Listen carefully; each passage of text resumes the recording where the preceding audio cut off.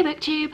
Welcome back to my channel, I hope you're all doing well. So today I'm going to be kicking off with another reading vlog, and this one is a little bit different than before because I was actually challenged, I guess you would say, to read this book. So the lovely Kenny over at Kenny Writes actually challenged me to read this book quite a while ago, and I will have the channel linked in the description down below. I think this book has a reputation of just being wildly taboo in pretty much like every possible sense that you could think of, and I think it was written for that reason. Like, it's a lot of maybe shock value, I don't know. I've heard it described as a serial killer romance.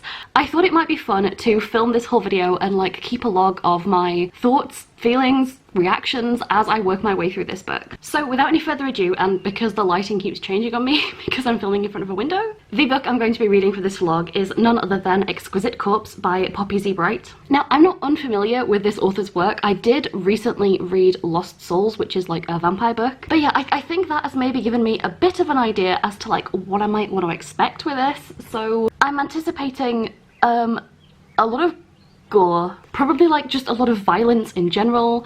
I'm assuming also sexual violence and just sexual deviance, because if Lost Souls is anything to go by. And I have heard a few other things thrown around about this book that do not appear in the synopsis, so like I don't really want to spoil it, but I think the general premise is that a serial killer from Britain escapes, makes his way to America, starts stalking and like killing young boys, and maybe, I'm guessing, meets another serial killer along the way, and I'm guessing they like stalk prey together. This is what I'm going to be reading. Please feel free to stick around and like take this journey with me. If I come across any interesting quotes, I will make sure to let you know what they are. So yeah, if you think you might want to like stick around and watch me read this, does it have potential? I'm morbidly fascinated. Totally understand if you want to skip this one. Otherwise, I'm going to read the first chapter and let you know what I think.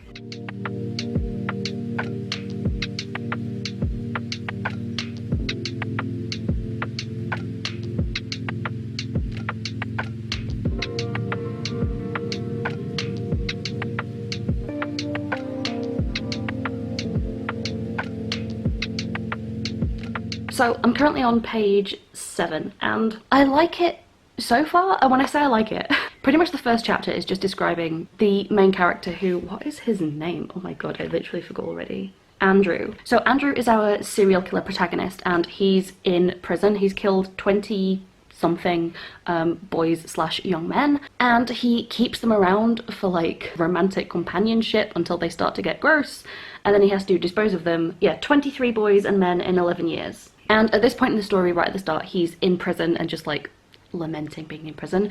I like the way it's written so far. I like the prose that the author is using. I will say it did start the same way in Lost Souls, where I quite liked a lot of the sort of very like poetic description, I guess, in a way that the things that are being described, it will go from very poetic description to very blunt, like repulsive statement or something. That's something I've noticed like a little bit with some of the author's other work, bearing in mind I've only ever read one of the book. And then partway through, that sort of like fell away and I kind of like lost interest. And there would be like occasional like good lines throughout the rest of the book, but like all like the heavy sort of like well-worked prose was like all at the beginning. So I'm hoping this actually does carry on and that it doesn't devolve into just like dialogue and stick-a-mythia towards like the rest. I mean, it looks like it's mostly prose, which so far is looking good. This isn't a book where you're going to like the main character in any sort of way, but it is fascinating to read a book from like a fictional serial killer's perspective, and I like that they're making him feel creepy and gross and like human, but in a way that's like other than human. Do you know what I mean? Like, this is all written in first person, which is not something that I tend to like, but if you're going to do something from the perspective of a serial killer and like you're reading from their point of view, you really do kind of have to go all out, and so far that's what this is doing, which I am thankful for, because the last book I read from a serial killer's perspective was The Butcher and the Wren by Elena Urquhart, and that one just completely failed on all fronts to make me feel like I was in a serial killer's head, or like there was anything disquieting or uncomfortable about like reading from their thoughts and their perspective and like seeing their worldview. That book completely failed in that, so I'm glad that this one is succeeding so far. We did start off strong though with talking about Christ on the first page though, which I feel like most books of this nature, like so many of them will just start talking about religion, and it's always Christianity, and I'm just not a fan. But we did get the line, "Terrible spikes raping the jellied flesh of Christ's hands." Dislike the mental image of jellied flesh, but like a taste of what's to come, I guess. So I think it's doing what it's trying to do well. So I'm enjoying reading it so far, in that I feel like I'm getting what I expected and what I came here for. So I'm going to continue reading. I see the word necrophiliac in italics a little bit down this page, so fun times to come for me, I think. With that said, I'm going to keep reading, and I'm maybe going to tab this so that I have like mental notes, and I will keep checking in. But so far, nothing too dramatic, nothing too off-putting. I mean, I only am on page 7, so we'll see where this goes. Hey, so time for an update. I'm a couple chapters in. One thing that this book is doing that I didn't expect it to is, when I first started reading, it's in first person and it's told from Andrew's perspective, and he's the like English serial killer. Every other chapter, every other perspective is in third person. The third person narrative does still kind of have like a little bit of character voice in there though. So I get, just to kind of like explain the plot, basically what's happened so far is British serial killer Andrew Compton has been in prison for several years, and he can go into like this deep, like calm trance, I guess. It's like a state of like semi-death because he's obsessed with death, so of course he can do that. He uses this to essentially get pronounced dead, and he gets shipped off to a morgue where obviously it's much lower security than the prison, and then before they can perform an autopsy on him, he wakes himself up, kills the 2 doctors in there, flees the morgue, and is on his way to be on the loose again. So that is in England. Then over in America, and of course it's set in New Orleans. Again, I feel like this author just particularly likes New Orleans in general. I still don't know whether it's New Orleans or New Orleans. So the first chapter in America follows a guy called Jay Byrne, who is kind of like old money. He's also a serial killer. I think Jay is also specifically a cannibal. And he gets his illegal drugs dealt to him by this young Vietnamese guy whose name is Tran. And Jay definitely has a crush on this guy, sort of, kind of, but he knows he can't kill him because he's like a local, and he only kills like, I guess, tourists or non-local people. And the last time we leave off with Jay, he's bringing a like young poor boy home, who's essentially going to be like his dog, but it's pretty clear that he's gonna kill him and I guess maybe eat him, I'm not entirely sure. We then have a chapter from Tran's perspective. He is getting kicked out of his house because his dad went through his stuff and found a load of like really obscene love letters from this other guy called Luke, and when I say obscene, they're like just real gross.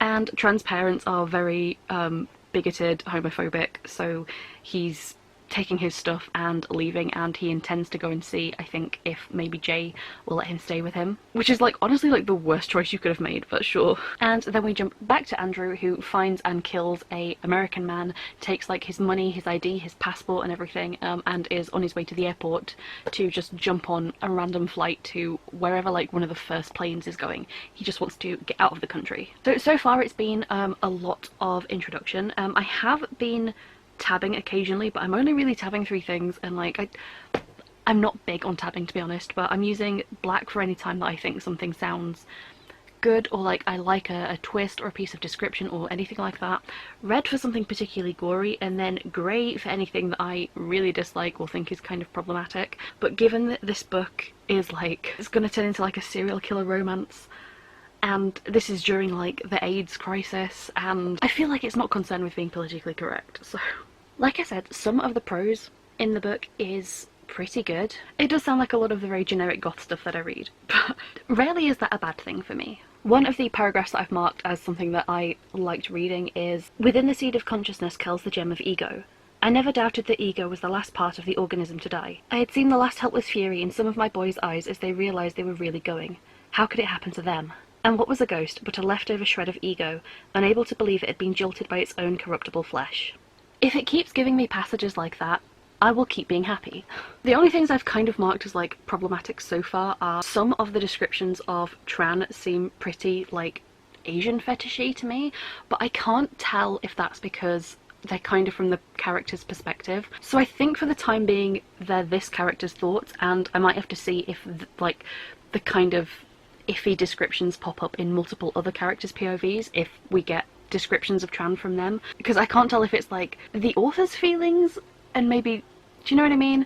Or maybe it's just the way that this character sees Tran. There hasn't really been anything else that I've marked as particularly gory. Like, there've been a couple murders, but it's enjoyable so far. I'm liking that the prose is still good.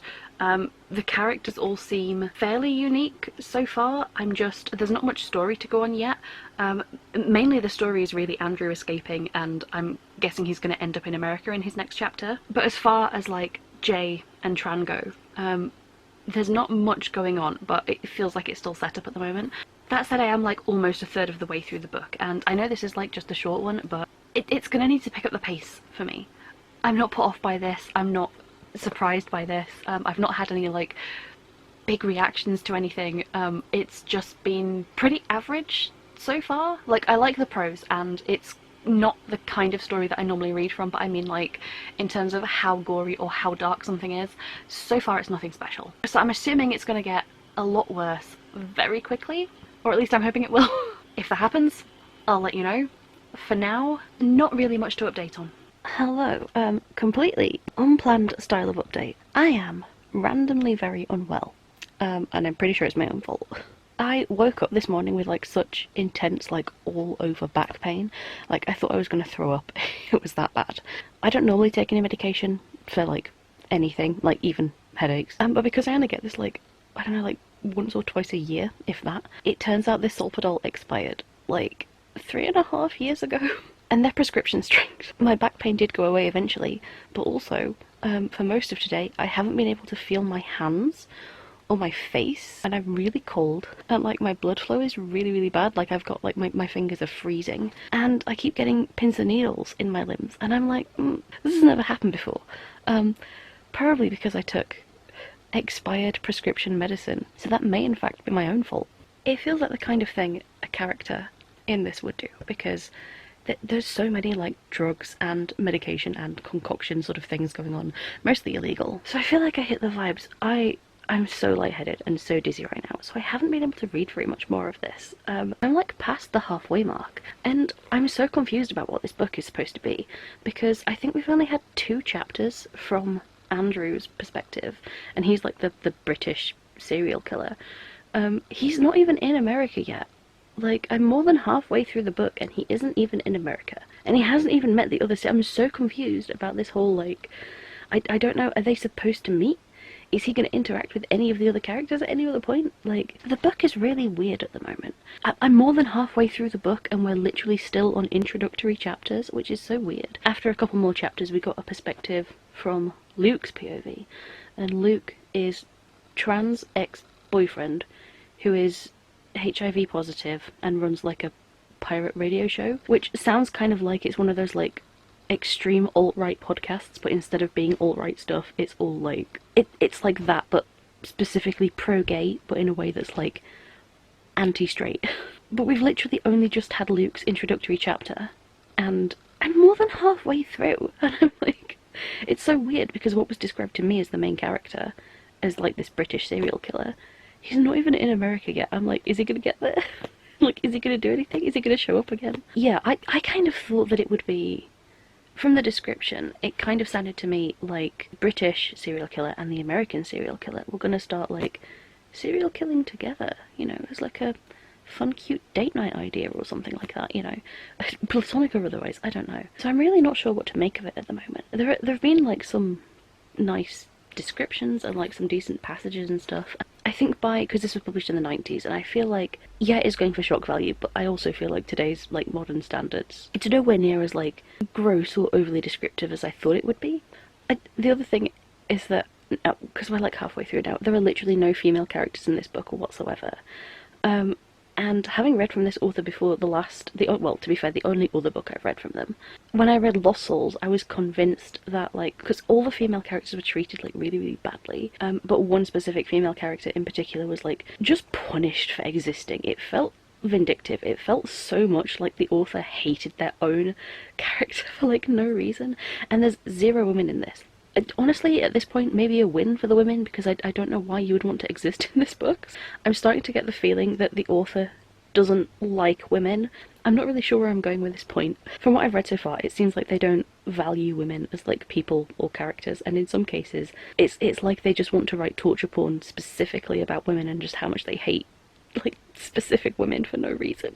So yeah, maybe it's for the best that there are no female characters in this book. I can't tell if it's purposeful or not, and I'm not sure which one's the best option. Yeah, I'm kind of interested to see, like, I'm guessing the pace of this book, like, it has to pick up. I'm more than halfway through, and, like, it's just all introduction so far. I'm like, get to the point. So, yeah, I keep stabbing myself in the face with my tabs, so I think it's time to go. Hopefully I don't die, and I will check in. And hopefully the story will have actually started by then. Hello, so I come to you for this last clip a little bit unprompted after filming something else. I did just kind of want to update that I have in fact finished Exquisite Corpse by Poppy Z Brite. I feel like that's been a long time coming, mainly because it took me so long to start reading this. So I did finish it a little while ago. Also in that time I have not really had any further thoughts, so I did just want to come in here and like give you guys the wrap up, I guess. I am going to continue giving you like a rundown of the events, however I'm not going to spoil the ending for you up until like the last couple chapters. Like the first at least half of this book is just pure introduction. The sort of shorthand of it, I think I already talked about Andrew, the British serial killer, Jay, the American serial killer, and Tran, the young Vietnamese boy. I don't think I talked too much about Luke, who is Tran's ex-boyfriend. He is HIV positive. I think he is formally diagnosed with AIDS, and it is killing him, and that's why he and a few other friends that are also diagnosed with AIDS run like a pirate radio station. So after being kicked out of his parents' house, Tran ends up going to stay with Jay, which is obviously kind of like a dangerous scenario, but Jay has resolved not to harm Tran just because like he's local. He doesn't want like the heat of a local person going missing, like it could be traced back to him because they were acquaintances. Andrew, the British serial killer, does make it to America, and he ends up in New Orleans as well, and that is where he and Jay finally meet. Like literally like just a couple chapters from the end, they finally meet. And that is where the book gets good. Honestly, I will say the prose did stay like pretty consistent throughout. There were some passages that I really liked in this, and I honestly think my favourite chapter was the chapter where Jay and Andrew meet. Like it's full of so much potential. Like you can feel the disgusting energy in the air when they meet, and like the moments where it's like, because obviously they don't know that they're each serial killers. Yeah, their meeting and introduction was so good. And like there was a passage in there that honestly kind of read a little bit like a slash fic fanfiction introduction to me. Like it was such a meet cute, not scary, but like the most unsettling with the amount of potential that chapter had and like where things could go. And also I genuinely quite liked like the very start of their relationship. I'm like, if only you guys weren't serial killers. Yeah, I won't really spoil how the final events of the book play out, because I feel like everything up until that point you kind of know and expect, because it is a lot of setup for a very small amount of payoff. I feel like it was so much stronger in other parts of the book, and then when we got to what I thought was going to be like a big climax with like, I guess I thought it would be like the most gross, disturbing, harrowing parts of the book, we seemed to skip through it very fast, and I was like, hang on a minute, I thought we were gonna like linger in this for a long time. I thought we were gonna make like a big deal out of like the way that things culminate, and like having like Jay and Andrew together, you would think it would be like serial killers squared. Like you would think it would get so much grosser and darker and weirder, and I'm like, I thought there would be so much more visceral, nasty description, but it didn't chicken out towards the end. Like it's still kind of gross, but it just didn't drag on as much as I thought it would. Honestly, I feel like the goriest, most gross parts of this were the first person you see Jay kill, which is kind of like an afterthought really, and I think it's just to show you on the page the way that he kills compared to the way that Andrew kills. He basically brings home like this nameless young man, he calls him Fido because he's like a pet dog to him, brings him home and decides to kill him, and it does maybe ruin the scene a bit to tell you that the boy is still alive, because it describes his like corpse, or what you expect to be a corpse, in a lot of detail. He's in the bathtub, he's tied at the wrist. It says his body was scoured, scraped away to raw nerve. Over the sharpest points of his body, cheeks and knees and hips, Jay could see the blue-white gleam of bone. The bleach had raised angry chemical burns on what little skin he had left. At some point his stomach had been slit open, the layers pulled apart, and a shiny bubble of intestine exposed. Most of the flesh around his mouth had been scraped or burned away. His smile was a rictus of bleach-white teeth set in bleeding gums. And then, like, the very last line of the chapter, a couple, like, paragraphs later, is the sun would be risen before the boy died. So you get this horrible description of, like, this mutilated corpse being dissolved in bleach and acid, and it turns out the kid is still alive and will be for several hours, like, in this horrific state. That's page 76. Like, that's kind of, like, the highlight of the murders, to be honest. All the rest of it, like, none of this gets to that level, in my opinion. So I kind of expected it to be like amped up every time, and from that I was expecting a lot. But yeah, we never seem to go that dark again. It seemed to be over pretty quick. I'm taking like a real quick speed run through to see, yeah, that's yeah, I see the words of visceral stink. We're not going to go on that page. Yeah, I think I did mention in a previous, I'm looking at like my grey tabs for side-eyeing the author.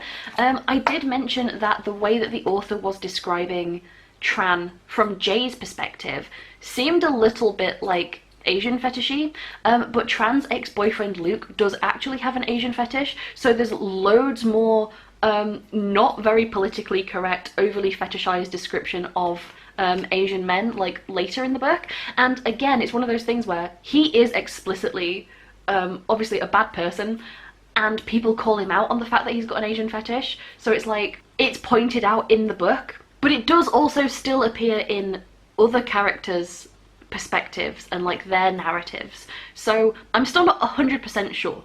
All I will say is the author does tend to fetishize, at least from what I've seen between this book and Lost Souls, is very young, small, skinny boys. In Lost Souls it was an underage boy, like an emo goth kind of boy. But then like in that one, even like the sort of vampire ringleader, who is obviously much older, is still described as being very, very short, like slender, androgynous. None of the older male characters are described in any sort of like overtly sexual, male gazy kind of way. Again, I can't tell if that's just because it's from the characters' perspectives and they do tend to go for the young boys, or whether that's just what the author is specifically interested in writing. So I'm throwing that out there. Honestly, with all like the death and incest and cannibalism and necrophilia, like it's not the worst of my worries. So yeah, I think what I'm trying to say on those points is the book does have the potential to be good.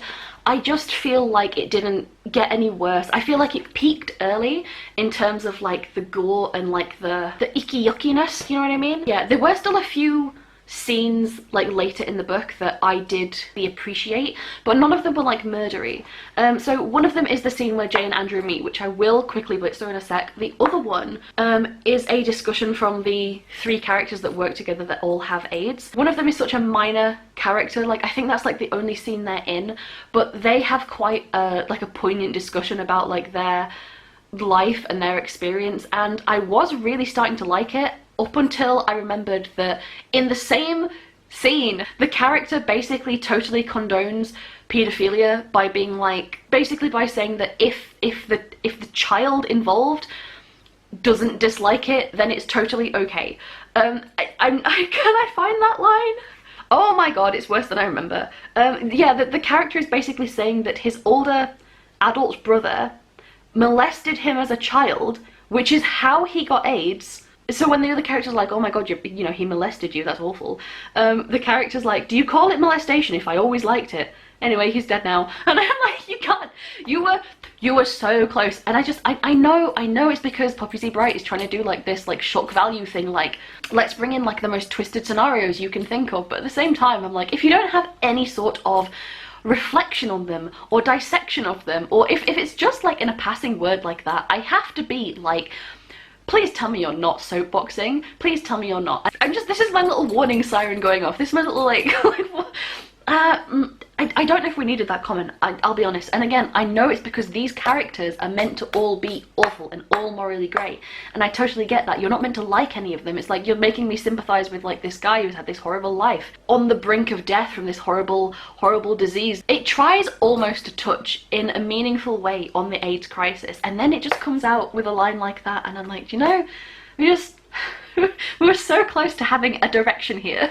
And Yeah, and then it disappeared, and my tabs are falling out. The best scene in this book, and I'm not going to spoil the whole thing, but I'm just going to like pick out a couple of my favourite parts from it, is when Jay and Andrew meet. Like, it's so good, it's so good. They meet, and obviously, like, you know that they're both, it's told from Andrew's perspective in first person, but you know that he is kind of sizing Jay up, even though, like, they're not really each other's type on the surface. So they have a drink together at this bar, and Jay offers to go and buy another drink, and Jay ends up being gone for like a long time, so Andrew's waiting for him to get back, and then decides, screw it, he's gonna get up and go to the bathroom because he doesn't want to miss Jay coming back, and Jay thinks that Andrew has left. So when Andrew comes out of the bathroom, it turns out that the reason Jay was delayed is because, one, he also went to the bathroom, but two, he says that he had 3 shots of tequila on the way there, and Andrew's like, why 3 shots of tequila? And Jay says he had 1 shot each for every time Andrew has unnerved him. He says, first, when I laid eyes on you,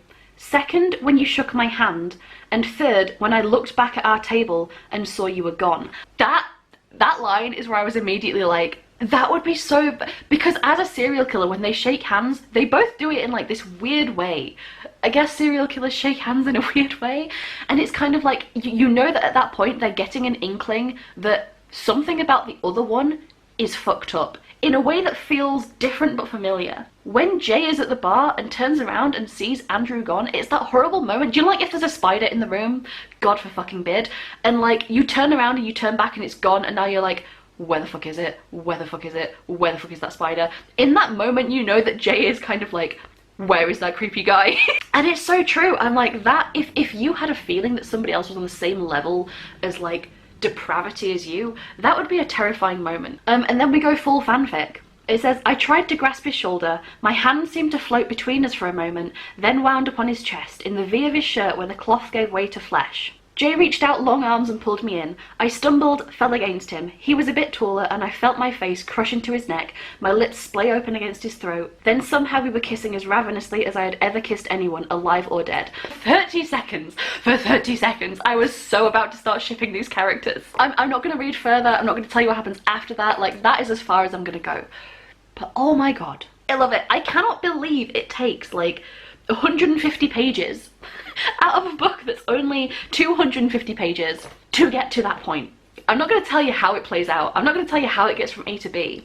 But that is where the book got good. The scene of them meeting is such equal parts unnerving potential and like fanficky meet cute. It really does feel like somebody writing like serial killer fan fiction, which I know for a fact exists. Get it together, guys, please. I enjoyed a good portion of this book, and the prose is really good throughout. I do feel like the ending itself was lackluster, just in terms of what I'd been expecting. Like, the ending feels fine for this book. It just didn't quite reach, like, the level that I thought it was going to. It's definitely not the worst. It's by no means the best. And I mean that in all ways. Yeah, I think I was expecting this to just get darker, gorier, nastier. It is pretty bleak, I will say that. It is still pretty dark. If you're not severely desensitized to literally everything that this book and probably any book has to offer, it's gross. It's gory. The characters are easy to hate. There are uncomfortable settings, uncomfortable discussions, some real gross habits, a lot of really gross description. Do you know what I've discovered? The one thing I think in any sort of like description of corpses or viscera or bodily fluids or anything like that, it's all gross in a kind of way that I'm like, yeah, whatever. The minute you say it's cold, when it's cold, when it's described as cold, I'm like, something about that makes it 10 times more gross, and I don't know why. I'm just wondering whether I'm naturally grossed out by cold things, because I do not eat chilled food either. Like, if a sandwich has been in a fridge, I will not eat it. I don't know why that is. Why do I think that cold things are gross? I like ice cream. I like being cold. I like cold drinks. I'm very confused right now, but yeah. My takeaway is I feel like I'm giving this, overall, I think maybe like a straight 3 stars, because I feel like it does exactly what it's meaning to do.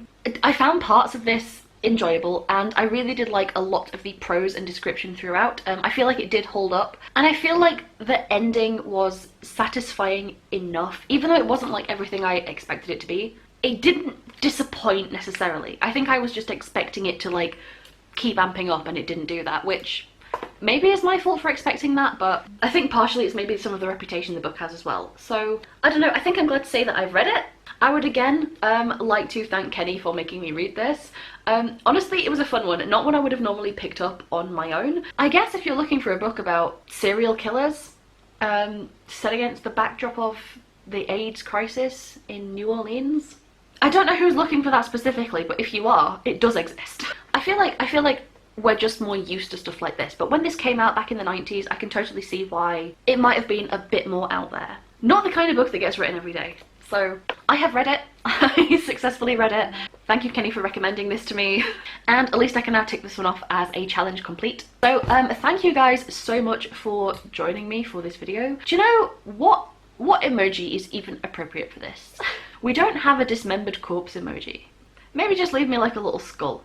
That will let me know that you made it this far into the video, and that will let me know that you made it to the end of the video, and that is an achievement in itself. And you deserve to be recognised, so skulls all around. And I guess let me know if you guys have read this book, and also what is currently to date like the goriest or the most gross or unsettling book you guys have read to date, whether it's like a horror or not. Let's feel free to share our book trauma in the comments below. With that said, thank you guys so much for watching. I hope this was some form of enjoyable. And if that is the case, perhaps I will see you in the next video. Bye!